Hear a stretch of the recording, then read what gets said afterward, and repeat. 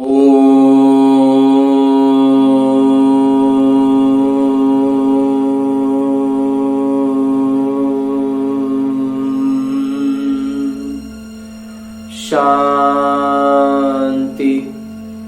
ओम शांति। बाबा बाबा ओम शांति। आज 16 दिसंबर 2022 की मुरली है। बाबा कह रहे हैं, मीठे बच्चे, बाबा को और चक्र को याद करो। मुख से कुछ भी बोलने की दरकार नहीं, सिर्फ इस नर्क से दिल हटा दो तो तुम सर्वदा निरोगी बन जाएंगे। आगे बाबा प्रश्न पूछ रहे हैं कि बाबा सीधे आकर अपने बच्चों की श्रेष्ठ प्रारब्ध बनाने के लिए कौन सी राय देते हैं? बच्चे श्रेष्ठ से श्रेष्ठ प्रारब्ध पाए, इसके लिए बाबा कौन सी राय देते हैं? उत्तर बतलाते हैं कि बच्चे, अब तुम्हारा सब कुछ खत्म होने वाला है, कुछ भी काम नहीं आएगा, इसलिए सुदामे की तरह अपनी भविष्य प्रारब्ध बना लो। बाबा सीधे आए हैं, डायरेक्ट, तो अपना सब कुछ सफल कर लो। अस्पताल कम विश्वविद्यालय खोल दो, जिससे बहुतों का कल्याण हो। सबको रास्ता बताओ, श्रीमत पर सदा चलते रहो। ओम शांति। बेहद के पिता बच्चों को समझा रहे हैं। समझाया उसको जाता है जो बेसमझ होते हैं। तुम जानते हो कि बरोबर सब पतित है और पतित पावन बाबा को याद करते हैं। पतित मनुष्य की जरूर समझ कहेंगे। सभी बुलाते हैं कि हे पतित पावन, आकर हमको पावन बनाइए। भारतवासी जानते हैं कि सतयुग में यह भारत पावन था। पावन गृहस्थ धर्म था। गृहस्थ आश्रम कहते हैं ना, तो आश्रम तो अभी तो आश्रम है नहीं, तो पावन गृहस्थ आश्रम था। इस समय पतित गृहस्थ अधर्म है। गृहस्थ अधर्म भी हो गया है। धर्मात्मा पावन को कहा जाता है। इस भारत में 5000 वर्ष पहले जब लक्ष्मी नारायण का राज्य था तो उनको पावन राज्य कहा जाता था। नर और नारी दोनों पावन थे। बाबा बैठ समझाते हैं, आधा कल्प से भक्ति मार्ग चला है, तो जप तप आदि करना, वेद अध्ययन करना, ये सब भक्ति मार्ग है। इससे मुझे कोई प्राप्त नहीं कर सकता। मुझ पिता को जानते ही नहीं है। ये सब वेस्ट ऑफ टाइम, समय की बर्बादी है। वेस्ट ऑफ एनर्जी, ऊर्जा की, अपने पुरुषार्थ की बर्बादी है। द्वापर से लेकर भक्ति मार्ग शुरू होता है, फिर देवताएं वाम मार्ग में जाते हैं। लाखों करोड़ों रुपया खर्च कर देवताओं के मंदिर बनाते हैं। सोमनाथ का मंदिर कितना हीरे जवाहरों से सजा हुआ था। उस समय के हिसाब अनुसार करोड़ों रुपए खर्च नहीं किया होगा। करोड़ों रुपए खर्च किया होगा, ऐसा तो नहीं कि नहीं किया होगा, क्योंकि उस समय तो हीरे जवाहर आदि के दाम कुछ भी नहीं रहता। अच्छा, उस सेंस में बाबा कह रहे हैं कि उस समय हीरा जवाहर का तो दाम भी नहीं होगा जितना लगा दिया था।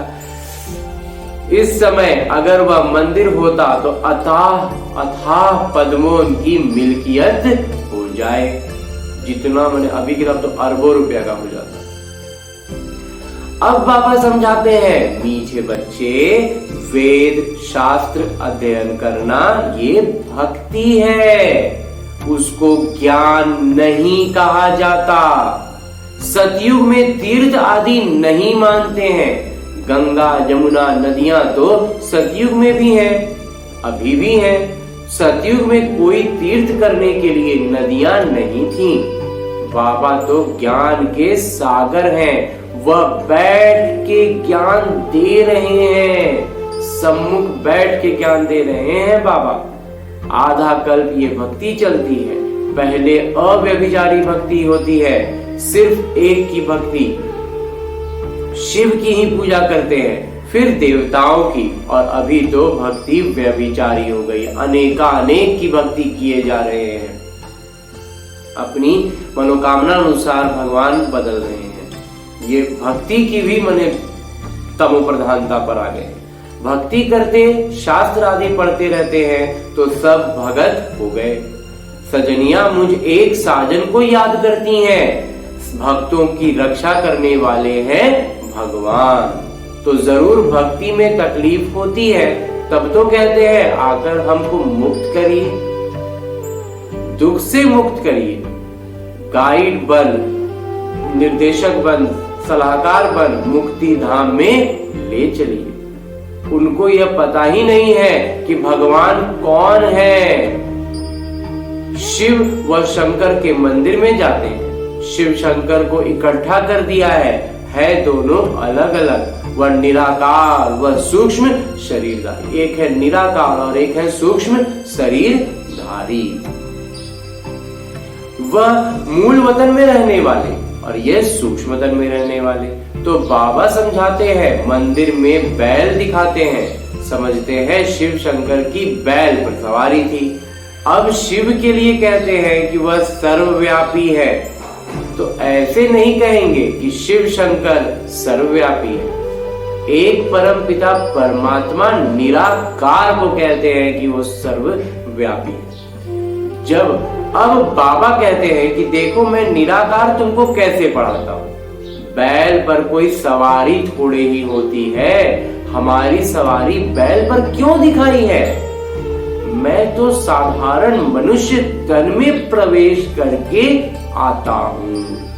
इनके 84 जन्मों की कहानी बैठ तुमको सुनाता हूं, बैठ करके इनकी भी पूरी कहानी सुनाता हूं, और हम सभी आत्माओं की भी पूरा सृष्टि जग को ही बाबा समझा देते हैं। तुम भी ब्रह्मा मुख वंशावली आकर बने हो। इनका नाम है भगीरथ, अर्थात भाग्यशाली रथ, क्योंकि पहले पहले ये सुनते हैं और यही सौभाग्यशाली हैं। सतयुग में बहुत थोड़े होते हैं, बाकी सब आत्माएं वापस चली जाती हैं अपने घर जहां से आई हैं। ये कर्म क्षेत्र है, सृष्टि का चक्र फिरता रहता है। मूल वतन सूक्ष्म वतन में ये सतयुग त्रेता नहीं होते हैं, यह नाटक का चक्र यहाँ फिरता रहता है। आधा कल्प ज्ञान सतयुग त्रेता, आधा कल्प भक्ति द्वापर कलयुग। तो सतयुग में लक्ष्मी नारायण का राज्य था, फिर Lakshmi Narayan the first second, और इस तरह से फिर रजाई चलती। त्रेता में है चंद्रवंशी राम की साम्राज्य। सतयुग में 8 जन्म, त्रेता में 12 जन्म।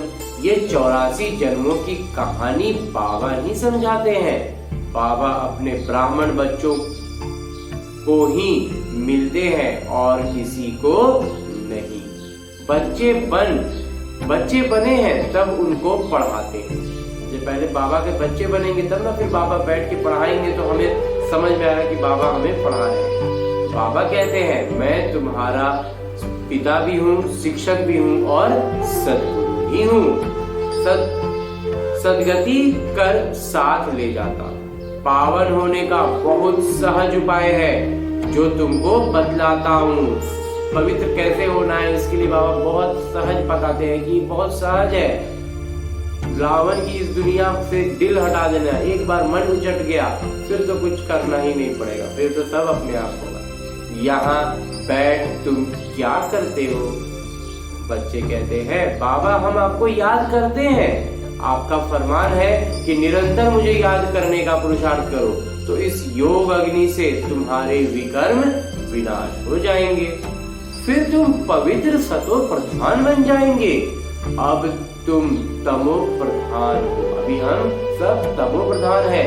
याद से ही सारी खाद निकली। जितना ज्यादा बाबा की याद में रहेंगे उतना ज्यादा रावण और विकार का सारी चीजें हमारे भीतर से निकलती जाएगी। कोई तकलीफ की बात नहीं है, इसमें तकलीफ कहाँ, इसमें तो खराबी निकलेगा तो और अच्छा होते जाएगा, तो तकलीफ नहीं लगेगा। ताकत लगा के कोई चीज छोड़ेंगे नहीं, हम अभी ये नहीं करेंगे, तो उसमें फिर खींचते भी रहेगा और उसमें ज्यादा मेहनत लगते रहेगा। इसलिए पहले बाबा से प्यार की तरफ बढ़ेंगे, बाबा से प्यार हो जाएगा तो फिर तकलीफ की कोई बात ही नहीं रहेगी। याद में सिर्फ बाबा का ही याद रहेगी, तो बाकी सारी चीजें हट जाएगी, कोई तकलीफ नहीं होगी, कोई चीज छोड़ना पड़ेगा नहीं, सब चीजें छूटने लगेंगी, बेकार दिखने लगेंगी, अपने आप हाथ खुल जाएगा कि निकल जाओ, हट जाओ।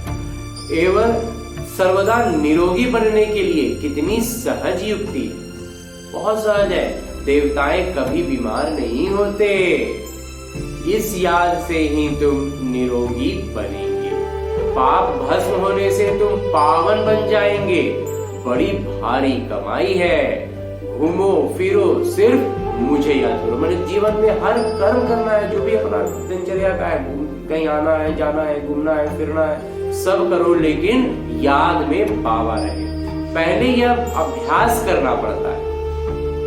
याद करने से हम 21 जन्मों के लिए निरोगी बन जाएंगे। कोई तकलीफ की बात नहीं, सिर्फ मामेकम याद करो। ये बाबा ने आत्माओं को कहा, हे आत्माएं सुनती हो। बाबा मुझसे कहते हैं मुझे याद करो और घर को याद करो। अब यह नर्क समाप्त होने वाला है, जाना है अपने घर। भोजन बनाते समय भी याद का पुरुषार्थ करो। भल तुम कर्म योगी हो तो भी कर्म में कम से कम 8 घंटे तक जरूर पहुंचो। कर्म योगी हो तो भी कम से कम 8 घंटे तक जरूर पहुंचो। 5 मिनट, 10 मिनट, आधा घंटा, ऐसी सारणी को बढ़ाते रहो। शुरुआत में 5 मिनट था, फिर 10 मिनट, फिर आधा घंटा, फिर 1 घंटा, ऐसे करते देते हैं 8 घंटों तक पहुंचो। जांच करते रहो हमने कितना समय बाबा को याद किया। बैठ के नहीं, कार्य करते करते। कौन सा कार्य कर रहे थे तो बाबा याद में चल रहे थे। जिस बाबा से वैकुंठ की बादशाही मिलती है, 21 जन्मों के लिए सदा निरोगी बनते हैं। कितनी सहज युक्ति है। चक्र का ज्ञान समझाया है कि चोटी ब्राह्मण, देवता, क्षत्रिय, वैश्य, शूद्र, ये चक्र याद करना है। बीज और वृक्ष को याद करना है। अभी तुम जानते हो एक धर्म की स्थापना हो तो दूसरे धर्म विनाश हो जाएंगे। सतयुग में एक ही धर्म है, तुमको मेहनत ही इसमें है। बाबा कहते हैं मुझ बीज को याद करो और वृक्ष को याद करो। स्थापना, विनाश और पालना, ये है बहुत सहज योग और सहज ज्ञान। बीज से झाड़ कैसे निकलता है, ये तुम्हारी बुद्धि में ज्ञान है। रहो भल गृहस्थ में, परंतु पवित्र रहना है, ये तो अच्छा है ना। बाबा कहते हैं 63 जन्म तुमने नरक में गोते खाए हैं, पाप किए, अब बिल्कुल ही पाप आत्मा बन पड़े हो। रावण की मत पर चलते आए हो। गांधी भी राम राज्य चाहते थे, उसका मतलब रावण राज्य में थे। तो मनुष्य की बुद्धि कितनी मलिन हो गई है, कुछ भी समझते नहीं है। स्वर्ग कभी था, किसी को पता ही नहीं है कि यहाँ कभी स्वर्ग भी था। लक्ष्मी नारायण को 5000 वर्ष हुए हैं, यह किसी को मालूम नहीं है। सतयुग की आयु लाखों वर्ष कह देते हैं। आधा कल्प है ज्ञान, आधा कल्प है भक्ति। फिर जब पुरानी दुनिया हो जाती है तो आता है वैराग्य। इस नरक से दिल हटा देते हैं, दिल से वैराग्य आ जाएगा। इस दुनिया में जो भी सब लौकिक चीजों के पीछे जो दौड़ रहे, भाग रहे हैं, बेकार लगने लग जाएगा, तो फिर दौड़ भाग अपने आप छूट जाएगा।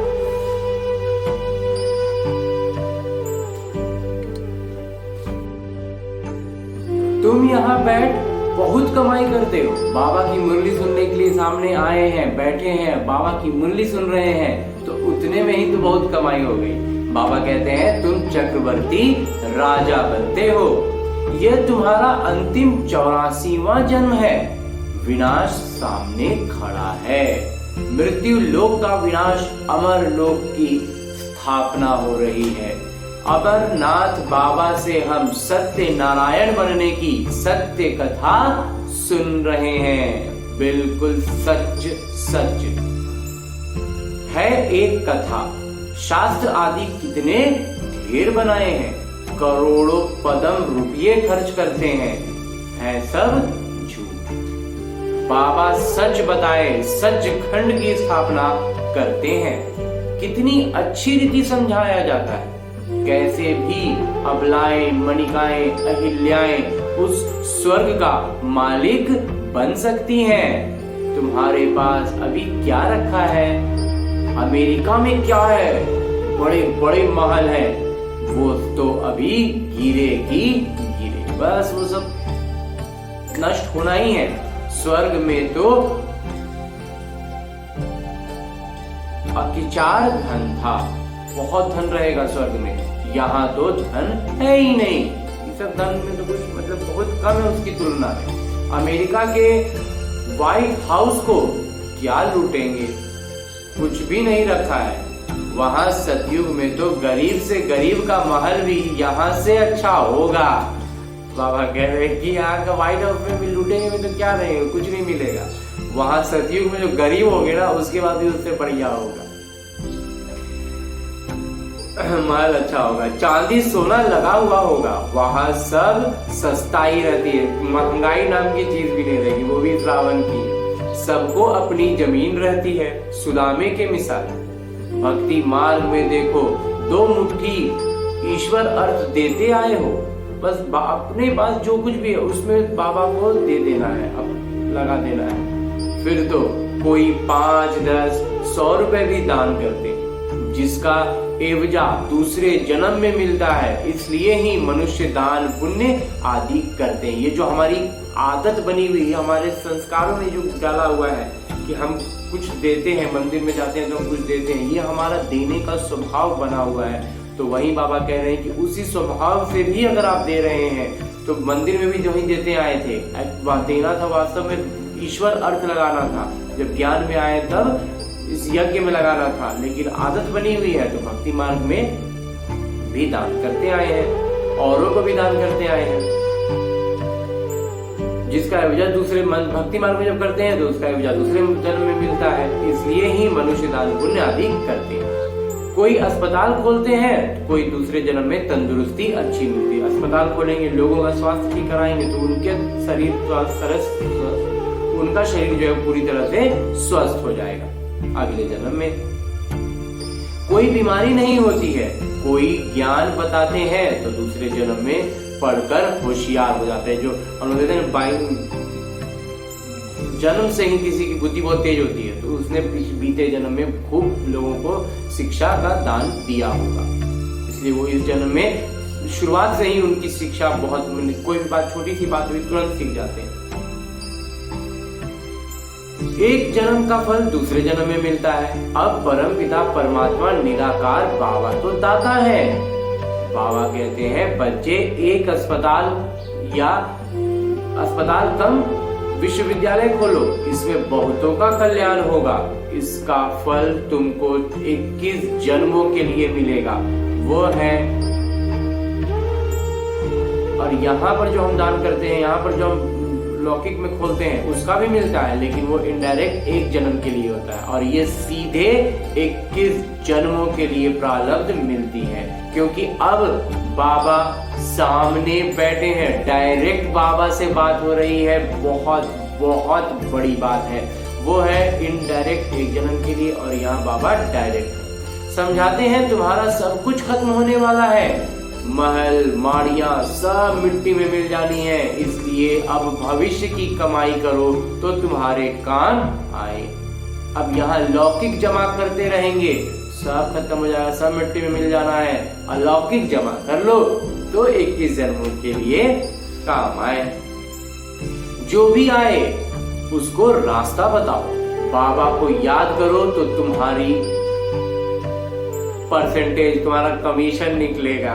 दूसरों को बताएंगे तो तुम्हारी कट निकलेगी, तुम्हारे लिए भी बाबा कुछ परसेंटेज रख देंगे। जैसे हम कोई लौकिक में कोई सामान बेचते तो उसमें हम बोलते हैं ना कि हमारा भी कुछ कमीशन रहेगा, बस वही बाबा इस अलौकिक ज्ञान में भी कहते हैं कि बाबा को याद करो, दूसरों को रास्ता बताओ तो तुम्हारा भी कट निकले।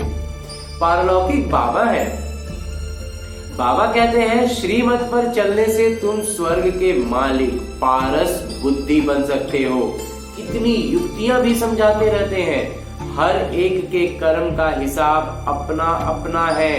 बाबा कर्म अकर्म विकर्म की गति बैठ समझाते हैं। कोई भी तकलीफ हो तो सर्जन के पास आकर श्रीमत लो। अहिल्याओं उपजाओ सबको यह रास्ता बताना है। पवित्रता पर ही हंगामा होता आया है। विष नहीं दिया तो मारने लग पड़ते, घर से निकाल देते हैं, कितना हंगामा करते हैं। बाबा कहते हैं इस ज्ञान यज्ञ में असुरों के विघ्न बहुत पड़ेंगे, अबलाओं पर अत्याचार बहुत होंगे और सत्संगों में कभी अत्याचार नहीं होते। और कोई सत्संग में अत्याचार नहीं होगा क्योंकि उसमें पवित्रता की बात नहीं है, यहाँ पर विघ्न पड़ते हैं। बाबा कहते हैं कितने पतित बन पड़े हैं, अभी तुम पवित्र बनते हो। पावन दुनिया का मालिक बनने के लिए बाबा का फरमान है, यह अंतिम जन्म पवित्र बन मुझे याद करो तो विकर्म विनाश हो। इसका नाम ही है सहज राजयोग और कोई शास्त्र में यह युक्ति नहीं है। गीता में है देह के सब धर्म त्याग मुझ अपने पिता को याद करो। अब श्री कृष्ण तो भगवान है नहीं, तो भगवान सब आत्माओं के पिता एक है। शरीर का लोन लिया है ब्रह्मा बाबा के शरीर में आकर के, वो हमें बतलाते हैं। ये है भाग्यशाली रथ। इनको खुशी तो होती है कि मेरा शरीर भगवान के काम में लाते हैं। इस शरीर में बाबा आकर सबका कल्याण करते हैं, बाकी बैल आदि नहीं है। इन बातों का को नया क्या समझे, जो ये जो सब बातें हैं इनमें अगर कोई ज्ञान में भी नए हैं या नहीं आ रहे हैं, उनको थोड़ा समझने में लगेगा कि कुछ नहीं लगेगी, नया लगेगा। तो बाबा कहते हैं इन बातों को नया क्या समझे। अच्छा, मीठे मीठे सिकिलते बच्चों प्रति माता पिता बाबा का याद प्यार और आशीर्वाद। रूहानी बाबा की रूहानी बच्चों को नमस्ते। हम रूहानी बच्चों की ओर से रूहानी बाबा को, ब्रह्मा बाबा और शिव बाबा को याद प्यार और प्रणाम। धन्यवाद बाबा, धन्यवाद। मुरली के लिए भी धन्यवाद और इस अनूठे अलौकिक ब्राह्मण जीवन के लिए भी बहुत बहुत बहुत धन्यवाद।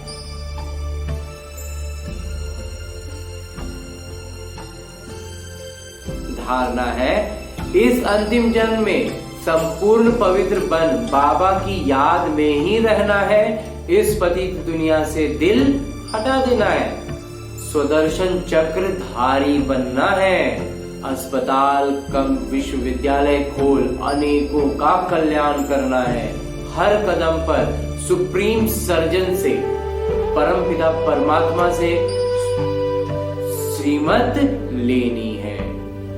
और आगे बाबा वरदान दे रहे हैं। वरदान देते हुए बाबा कहते हैं दिव्य बुद्धि द्वारा त्रिकालदर्शी स्थिति का अनुभव करने वाले सफलता मूर्त भव। ब्राह्मण जन्म की विशेष सौगात दिव्य बुद्धि है। इस दिव्य बुद्धि द्वारा बाबा को, अपने आप को और तीनों कालों को स्पष्ट जान सकते हो। दिव्य बुद्धि से ही याद द्वारा सर्व शक्तियां धारण कर सकते हो। दिव्य बुद्धि त्रिकालदर्शी स्थिति का अनुभव कराती है। उनके सामने तीनों ही काल स्पष्ट होते हैं।